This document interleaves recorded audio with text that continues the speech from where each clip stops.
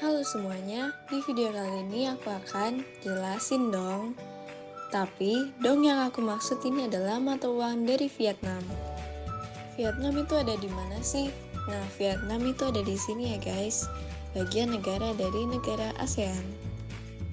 Terus gimana ya sejarahnya kok bisa ada dong di Vietnam? Oke, sebelum itu kita flashback dulu ke zaman dinasti Ding. Pada zaman dinasti Ding ini, mana ada namanya uang kertas? Mereka menggunakan koin-koin seperti ini yang terbuat dari perunggu, seng, dan besi. Nah, kalau koin-koin ini yang dari dinasti Ding namanya Tai Bing Tung Pao.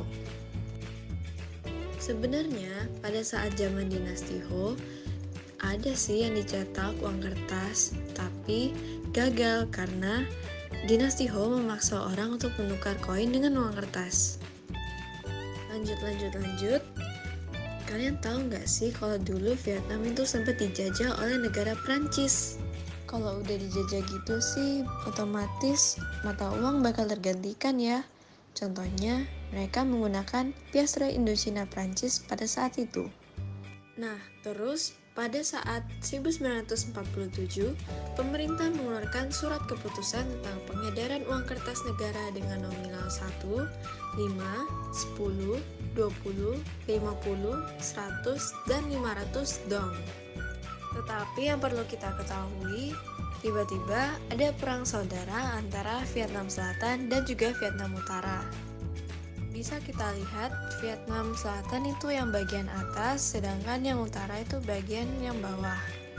Karena adanya perang saudara ini, Vietnam Selatan dan juga Vietnam Utara memutuskan untuk mencetak uang mereka masing-masing, sehingga perekonomiannya mereka tidak seimbang. Pada 1951, akhirnya didirikannya lah Bank Nasional Vietnam untuk mencetak uang-uang mereka.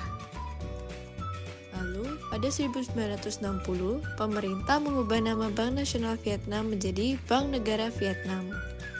Pada akhirnya, Vietnam pun memutuskan untuk bersatu kembali pada 1978, dan mereka mengeluarkan uang kertas yang memiliki pecahan 5, 10, 20, dan 50 dong.